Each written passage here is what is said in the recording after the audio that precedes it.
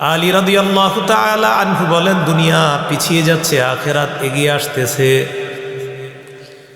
বর্তমান পৃথিবীর মানুষ যারা, তাদের স্লোগান কয় দুনিয়া এগিয়ে যাচ্ছে। হযরতে আলী বলে না না, দুনিয়া পিছিয়ে যাচ্ছে, আখিরাত এগিয়ে আসতেছে। বর্তমান জামানার মানুষ কয় দুনিয়া এগিয়ে যাচ্ছে, তালের সাথে তাল মিলা এগিয়ে যেতে হবে, কয় যুগের সাথে তাল মিলা এগিয়ে যেতে হবে। এই জন্য আমাদের দেশের নারীরা যুগের সাথে তাল মিলিয়ে এগিয়ে যাচ্ছে। কোথায়? মাশাআল্লাহ, কোথায়? আমাদের দেশে স্লোগান যুগের সাথে তাল মিলিয়ে। আমাদের দেশের নারীরাও পিছিয়ে নাই, তারাও যুগের সাথে তাল মিলিয়ে এগিয়ে যাচ্ছে। আমরাও বলি এগিয়ে যাচ্ছে। এবার আপনারা সবাই বলেন কোথায়? যুগের সাথে আমাদের নারীরা তাল মিলিয়ে জাহান্নামের দিকে এগিয়ে যাচ্ছে। তাহলে এবার একটু বলেন, মানুষের ডায়লগ দুনিয়া এগিয়ে যাচ্ছে, পৃথিবী এগিয়ে যাচ্ছে। হযরত আলী বলেন না, পৃথিবী পিছিয়ে যাচ্ছে, আখিরাত এগিয়ে আসতেছে। এখন আপনারা বলেন, হযরত আলী কি বলছে? দুনিয়া এগিয়ে যাচ্ছে না পিছিয়ে যাচ্ছে? এগিয়ে আসতেছে কোনটা? মাশাআল্লাহ। এরপরে হযরত আলী রাদিয়াল্লাহু তাআলা আনহু বলেন, ওয়ালিকুল্লি ওয়াহিদিম মিনহুমা বানুন। আখিরাতের সন্তান আছে, দুনিয়ার সন্তান আছে। আলী রাদিয়াল্লাহু তাআলা আনহু বলেন, ফাকুনু মিন আবনাইল আখিরাহ। তোমরা আখিরাতের সন্তান হও, ওয়ালা তাকুনু মিন আবনাইদ দুনিয়া, দুনিয়ার সন্তান হও না। হযরতে আলী বলেন, দুনিয়া পিছিয়ে যাচ্ছে, আখিরাত এগিয়ে আসতেছে। দুনিয়ার সন্তান আছে, আখিরাতের সন্তান আছে। আলী বলেন, তোমরা আখিরাতের সন্তান হও, দুনিয়ার সন্তান হও না। এর মানে তাহলে আমরা তো দুনিয়াতে আছি। কিন্তু আলী বলেন না, দুনিয়াতে থাকলেও তোমাদের চিন্তা চেতনা সব হবে আখিরাত কেন্দ্রিক। এটাই হবে আখিরাতের সন্তান। আল্লাহ আমাদেরকে কথাগুলা মনে রাখার তৌফিক দান করেন। তাহলে অন্তর শক্ত হয়ে মৌলিক 5 কারণ। 1 নাম্বার কারণ গেল, মনে আসেনি কোনটা? অপ্রয়োজনীয় কথা মেলামেশা। 2 নাম্বার আল্লাহ ছাড়া অন্য কাউকে আপন বানানো। 3 নাম্বার লম্বা আশা। 4 নাম্বার বলেন আমার সাথে সবাই বলেন, অধিক পরিমাণে খাওয়া। বলেন অতি ভোজন, অতি মাত্রায় খাওয়া। পরিমিত খাওয়া ঠিক আছে, আপনার যতটুকু খাওয়া দরকার পরিমিত খাওয়া ঠিক আছে, কিন্তু অতিরিক্ত খাওয়া ঠিক না। আমাদের সমাজে মানুষ কি বলে জানেন? কয় পেট বইরা খা। পেট বইরা খা কথাটাই ঠিক না। পেট বইরা খা এটা সুন্নাহ বহির্ভূত কথা। তো আমাদের দেশের মানুষও বলে কি, আচ্ছা কয় হুজুর খান, পেট বইরা খায় না একদম। আরে পেট বইরা খামু কেন? পেট বইরা খাওয়াই তো এটা সঠিক কথা না। তো যার একটা হলো পেট বইরা, আর একটা হলো অনেক মানুষ আছে খাইতে খাইতে পেট ভরছে, গলা ভরছে, এইখানে আসছে, আসার পরে একটা ঢেকুর দেয়, শুয়া থাকে। এভাবে আজান হয়, বিবি বলে নামাজে যাবেন না, শরীর নড়ছে না, দেখেন না, না আসরের আজান হয়, নামাজে যাবেন না, না না না, ওই যে খাইছে প্রচুর। এবার একটু বুঝেন, প্রচুর খাওয়ার কারণে কি হলো?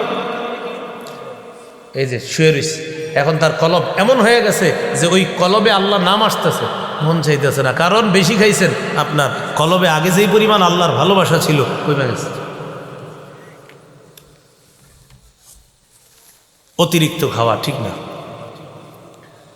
রাসূলুল্লাহ সাল্লাল্লাহু আলাইহি সাল্লাম বলেন, মা মালা আদামিয়ুন বিআআন শাররান বিন বাতনিন। আদম সন্তান এই পৃথিবীতে যত পাত্র পূর্ণ করে, এর মধ্যে সবচেয়ে নিকৃষ্ট পাত্র হলো পেট। আদম সন্তান পেটের চাইতে খারাপ কোনো কিছু পূর্ণ করে না। মানে আদম সন্তান কোনো কিছু যদি পূর্ণ করে, এই পাত্র পূর্ণ করলো, এই পাত্র পূর্ণ করলো, এই পাত্র ওই পাত্র পূর্ণ করলো, সবচেয়ে খারাপ যেই পাত্রটা পূর্ণ করে সেটা হলো পেট। পেটের চেয়ে খারাপ কোনো কিছু পূর্ণ করে না। মানে নবী বুঝাইতে চায়, পেটে খাওয়া তো ভালো, কিন্তু তুমি যদি একদম পূর্ণ করো, একদম পুরাপুরি, এটা সবচেয়ে খারাপ পূর্ণ করা। রাসূলুল্লাহ সাল্লাল্লাহু আলাইহি সাল্লাম বলেন, বিহাসবি বিনি আদামা উকুলাত ইউকিমনা সুলবা। আদম সন্তানের জন্য কয়েক লোকমা খাবার যথেষ্ট, যে কয়েক লোকমা খাবার তার পিঠটা সোজা রাখবে। এতটুকু খাবার যথেষ্ট, যে খাবার তার পিঠ সোজা রাখবে। এখন আপনি যদি বলেন না হুজুর কয়েক লুকমা হবে না আমার, এবার নবী বলেন যদি তোমার কয়েক লুকমা খাবারে না হয় ফাসুলুসুন লিতআম, 3 ভাগের 1 ভাগ খাইবা, ওয়াসুলুসুন লিশরাব, 3 ভাগের 1 ভাগ পানি পান করবা, রইল কয় ভাগ? ওয়াসুলুসুন লিনাফাসিহি, 3 ভাগের 1 ভাগ নিঃশ্বাস ছাড়বা। পেটের 1 ভাগ পূর্ণ করবেন খাদ্য দিয়ে, 1 ভাগ পূর্ণ করবেন পানি দিয়ে, রইল আর 1 ভাগ। নবী বলো 1 ভাগ খালি রাখো, এটা নিঃশ্বাসের জন্য রাখবা। যখন দেখবেন পেট খালি থাকবে তখন আপনার শ্বাস প্রশ্বাস আপ ডাউন সুন্দর হবে। আর ওই যে বললাম ওই ব্যক্তি খাইছে ইচ্ছা মতো, এখন খাওয়ার পরে যে শুয়ে রয়েছে, ওই শ্বাস কি মুখ দিয়া নেয় মানুষ না নাক দিয়া? এখন তার জায়গা মতো আপনার শ্বাস আসতেছে না, ওই যে বেশি খাইছে, এখন মুখ দিয়া নাক দিয়া ইচ্ছা মতো কোন দিক দিয়ে কী করবে সুযোগ পাইতেছে। কেন জানেন? কারণ তার স্টক যেটা আপনার শ্বাস নেওয়ার, সেই স্টক তো আপনার রাখে নেই। আশা করি আপনারা বুঝতে পারছেন। তাহলে ইনশাল্লাহ আমরা খাবার খাবো এইভাবে সুন্নাহ মোতাবেক বিসমিল্লাহ বলে। রসুল সাল্লাল্লাহু আলাইহি সাল্লাম বলেন কুল বিয়ামিনিক, ডান হাতে খাও, সাম্মিল্লাহ বিসমিল্লাহ বলে খাও, অকুল মিম্মা ইয়ালিক, সামনে থেকে খাও। নবীজি তার এক সাহাবীর হাত ধইরা 3টা সুন্নাহ শিখিয়ে দিয়েছে, সাম্মিল্লাহ বিসমিল্লাহ বলে খাও, কুল বিয়ামিনিকা ডান হাতে খাও, কুল মিম্মা ইয়ালিকা সামনে থেকে সুন্দর মতো আস্তে আস্তে খাবা, একদম পুরো প্লেটের সব দিক থেকে না, সামনে থেকে বিসমিল্লাহ এইভাবে। তা আমরা জানলাম অতিরিক্ত খাইলে মানুষের কলব শক্ত হয়, কলব যখন শক্ত হয় তখন মানুষ আল্লাহরে ভুলে যায়। এই হলো 4 নাম্বার। কলব শক্ত হওয়ার 5 নাম্বার কারণ বলেন অতিরিক্ত ঘুম। কি ঘুম? একটা হলো পর্যাপ্ত ঘুম আর একটা অতিরিক্ত ঘুম। অতিরিক্ত ঘুমের কারণে মানুষের কলব শক্ত হয়। পর্যাপ্ত ঘুম ঠিক আছে, সূরা নাবার 9 নম্বর আয়াতে আল্লাহ বলছেন ওয়াজআলনা নাওমাকুম সুবাতা, তোমাদের ঘুমটা আমি বানিয়েছি রাহাতান লিল আবদাল। সুবাতানের ব্যাখ্যা হলো রাহাতান লিল আবদান, তোমাদের শরীরের আরামের জন্য ঘুম নামক নিয়ামতটা আমি আল্লাহ তোমাদেরকে দান করছি। শীতকালে রাত 10টায় যদি ঘুমান, 4টা বাজে উঠলে 6 ঘন্টা ঘুম হয়। 4টা বাজে উঠে একটু তাহাজ্জুদ করেন। ইবলিস আপনারে কি বুঝাবে জানেন? এখনো ফজরের 2 ঘন্টা আছে, ঘুমাও একটু। তা আপনি আবার ঘুমাইছেন, 5টায় উঠছেন। ইবলিস বুঝায় ফজরের জামাতের এখনো 1 ঘন্টা 10 মিনিট আছে, কোনো জায়গায় 1 ঘন্টা 5 মিনিট। এই ব্যক্তি আবার ঘুমায়, ঘুমাইতে ঘুমাইতে ক্লান্ত হয়ে যায়। পরে মানুষ কি করে জানেন? ক্লান্তি দূর করার জন্য আবার ঘুমায়। শীতকালে মানুষ ঘুমাইতে ঘুমাইতে ক্লান্ত হয়, তার এই ক্লান্তি দূর করার জন্য আবার দেখবেন মাঝে মাঝে শীতকালে মাশাআল্লাহ আপনি সুন্দর ঘুমাইছে, ঘুম হওয়ার পর আপনি উঠে গেছেন, উঠে একটু কি করছেন, একটু হাইটে টাইটে জন দেখছেন, ঘড়ি দেখছেন, ও 4টা বাজে, আচ্ছা এই আবার গিয়ে শুয়ে গেছে। মানে ঘড়ি দেখার পরে ক্লান্তি আসছে, এর আগে ঠিক মনে করছে যে না আমার আলহামদুলিল্লাহ ঘুম লাগবে না, যেই মাত্র ঘড়িটা দেখছে ও 4টা। ইবলিস বুঝাইছি কি জানেন? সাথে সাথে ক্লান্ত হয়ে গেছে।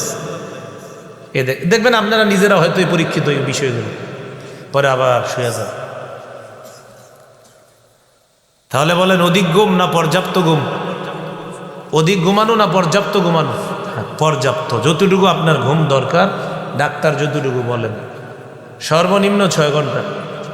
এরপরে ডাক্তার যদি বলেন আপনার শরীরের জন্য আরেক ঘন্টা বাড়াতে হবে, আপনি বাড়াতে পারেন। 6 ঘন্টা চেষ্টা করবেন ঘুমানোর জন্য, শরীর স্বাস্থ্য ঠিক রাখার জন্য। বয়স ভেদে পার্থক্য আছে, বাচ্চাদেরকে আবার এত কম ঘুম বাড়াইলে হবে না। শিশুদের মাশাআল্লাহ ওদের তো 15-20 ঘন্টা খালি ঘুমাইতে হবে ছোটবেলা, তো এই জন্য মাশাআল্লাহ দৈনিক যদি 8 ঘন্টা ঘুমান, কথার কথা ডাক্তাররা সর্বশেষ বলে 8 ঘন্টার কথা, তো 8 ঘন্টাও যদি ধরে নেন, আপনি যদি 60 বছর বাঁচেন, কয় বছর? 60 বছর। 60 বছর থেকে 15 বছর বাদ দেন, 15 বছর তো বালেগ হন নেই, তাহলে 60 থেকে 15 বাদ দেন, রইল কয় বছর? হ্যাঁ 45 বছর। আচ্ছা এবার আসেন 45 বছর আপনি, আচ্ছা প্রথমে 60 বছর ধরেন, দৈনিক যদি 8 ঘন্টা করে আপনার ঘুম হয়ে থাকে, তাহলে আপনি কয় বছর ঘুমাইছেন কোন তো? 20 বছর। 60 বছর যদি আপনি হায়াত পান, যদি দৈনিক এভারেজে 8 ঘন্টা করে ঘুমায় থাকেন, আপনি 20 বছর শুধু ঘুমে কাটাইছেন। আল্লাহ জানে, সব এমনি রয়েছে, কি কোন হুজুর? তো এটাই তো। আরে কয় ঘন্টায় দিন হয়? তো 24 ঘন্টারে 3 ভাগ করেন, কয় ঘন্টা হয়? 8 ঘন্টা। তো 8 ঘন্টা করে যদি ঘুমান আপনি 60 বছরে, 20 বছর ঘুম। সহজ হিসাব। যদি 8 ঘন্টা ঘুমান তো 20 বছর ঘুমাইছেন, যদি 16 ঘন্টা ঘুমান তো 40 বছর ঘুমাইছেন, আর যদি কন্যা হুজুর আমি 24 ঘন্টায় ঘুমাই তো 60 বছর ঘুমাইছেন। বিষয়টা কিন্তু যদিও হাঁটছেন চিন্তার বিষয় যে কি বললো, 8 ঘন্টা ঘুমাইলে আমি 20 বছর ঘুমাইলাম, তার মানে ছোটোবেলা তো আপনার আম্মা আব্বা আপনার ঘুম পাড়াইছে 15 ঘন্টা 20 ঘন্টা, আপনি 8 ঘন্টাও যদি ঘুম পারেন আর 15 বছর আগের ওইটি এবারে যে হিসাব করেন 60 বছর বাসেন, কেমন যেন 25-26 বছর শুধু ঘুমে কাটাইছে। তো রয়ে গেল আর কয় বছর? 35 বছর। এই 35 বছর বউ বিবি বাল বাচ্চা পরিবার, এই 35 বছর আল্লাহ, নামাজ রোজা হজ যাকাত। তাহলে একটু চিন্তা করে দেখেন আমার কি করা দরকার। তাহলে সবাই আমার সাথে বলেন, অন্তর শক্ত হওয়ার 5 নাম্বার কারণ অতিরিক্ত ঘুমানো। এই হলো আজকের 2 নাম্বার আলোচনা। আজকে 3 নাম্বার আলোচনা, অন্তর গাফেল হয় কেন।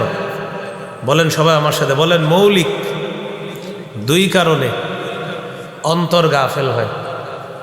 সন্তান, সম্পদ।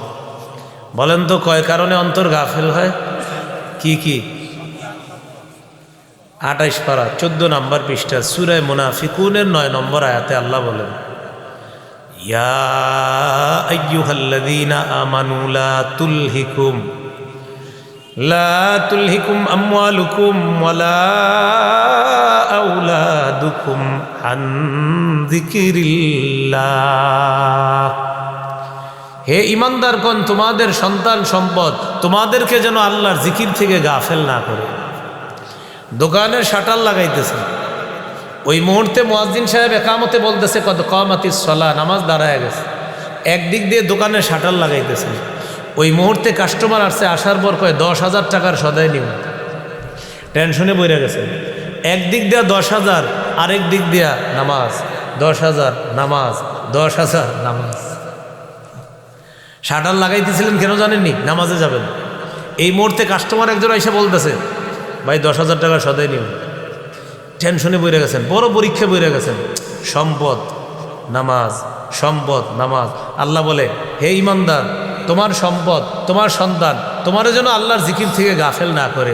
তোমার মসজিদে ডাকা হচ্ছে, যাও, আমি আল্লাহ তোমারে ডাকতেছি, আমি তোমার কাছে রিজিক চাই না, আমি আল্লাহ তোমাকে রিজিক দেই। 10,000 টাকার সদাই নেওয়ার জন্য আসছে, তুমি নামাজে যাও, আমি কিভাবে ঘাটতি পূরণ করে দিব তুমি বুঝতেও পারবা না, তুমি নামাজ পড়ো। বলেন রিজিক দেয় কে? নামাজ কার? রিজিক নেয়ামতটা কার? নামাজ নেয়ামতটা কার? তাহলে রিজিক আল্লাহর নেয়ামত, নামাজ আল্লাহর নেয়ামত। আল্লাহর এই রিজিক নামক নেয়ামত আল্লাহ বলেন, এটা যেন তোমাকে, আমার যে নামাজ তোমাকে দিলাম, এটা থেকে গাফেল না করে। 2 নাম্বার সন্তান। দেখবেন আপনাদের যাদের সন্তান আছে, যেই মাত্র নামাজে রওনা করবেন ওই টাইমে ওর চিপস খাওয়ার কথা মনে পড়ে। নামাজে রওনা করলে দেখবেন বাচ্চা কান্নাকাটি শুরু করে, আমি চিপস খাবো, আমি মজা খাবো, এই খাবো সেই খাবো। কখন মনে পড়ে? বলেন সবাই কখন? নামাজের সময় এটি মনে পড়ে। এজন্য আপনারা একটা বুদ্ধি করবেন, 2-3 বছর যখন মানে চিপস খাবো বলতে পারে, তার মানে মোটামুটি বড় হয়েছে। নামাজের সময় কিছু বললে বিবিরে বলবেন এটারে প্যাম্পাস করাও, কান্দে কইরা মসজিদে নিয়ে যাবেন। ইবলিসরে বলবেন, ইবলিস তুই সারাদিন ওরে খোঁচাস না, আমি নামাজে যাওয়ার সময় ওরে খোঁচায় বলো চিপস খাও। এই জন্য এখন থেকে তুই যদি নামাজের সময় খোঁচা দেস, ওরে প্যাম্পাস করায় মসজিদে নিয়ে বসায় রাখবি, ইবলিসের সাথে যুদ্ধ করবি। এই জন্য 2 জিনিস আপনাকে জিকির থেকে গাফেল করে, এক সন্তান, 2 নাম্বার সম্পদ, আরেকটা হলো সন্তান। আল্লাহ বলেন ওমাইয়া ফাল যালিকা, যেই ব্যক্তি এটা করবে ফাউলাইকা হুমুল খাসিরুন, তারা ক্ষতিগ্রস্ত হবে। বলি নাউজুবিল্লাহ। এ হলো আজকের 3 নাম্বার আলোচনা।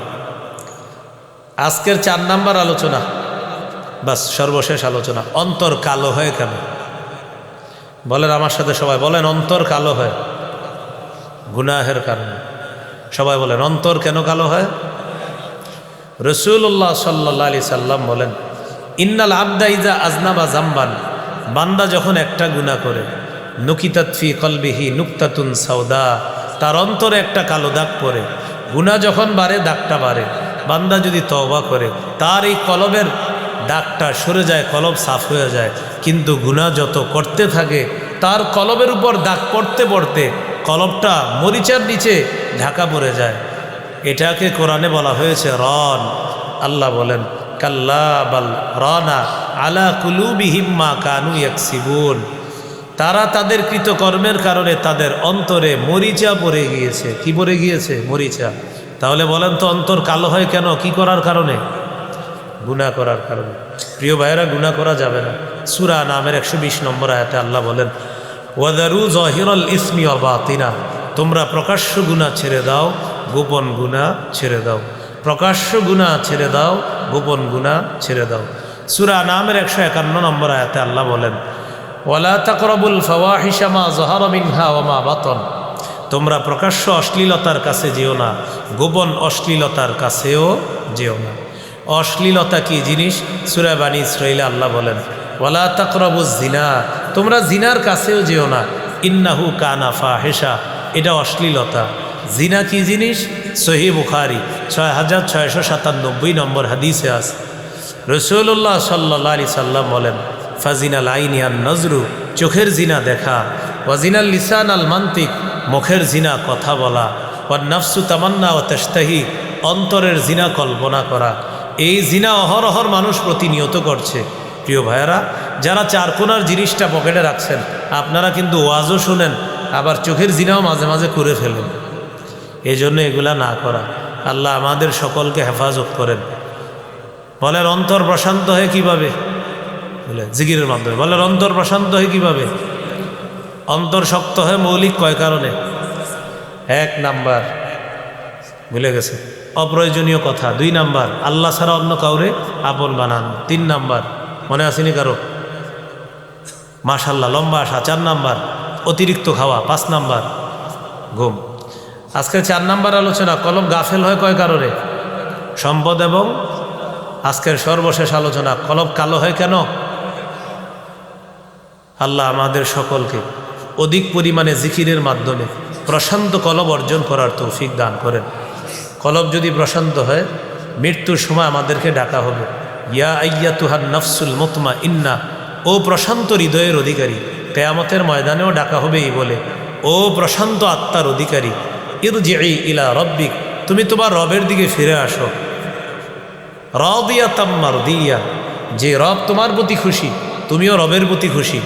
আস্থা ভাজন হয়ে, খুশি হয়ে, সন্তুষ্ট চিত্তে সন্তোষ ভাজন হয়ে রবের দিকে ফিরে আসো। ফাদখুলি ফি ইবাদি, বান্দা তুমি আমার বান্দাদের অন্তর্ভুক্ত হয়ে যাও। ওয়াদখুলি জান্নাতি, তুমি আমার জান্নাতে প্রবেশ করো। সুবহান। মনে থাকবেন ইনশাআল্লাহ। বাস আজকে এই 4টা আলোচনা কলব সম্পর্কে। দুনিয়াতে যতদিন বেঁচে থাকবো সদা সর্বদা আল্লাহর জিকির করার চেষ্টা করবেন। আল্লাহ তৌফিক দান করেন। সুবহানাল্লাহি ওয়া বিহামদি, সুবহানাকাল্লাহুম্মা ওয়া বিহামদি, আশহাদু আল্লা ইলাহা ইল্লা আনতা আস্তাগফিরুকা ওয়া আতুবু ইলাইক।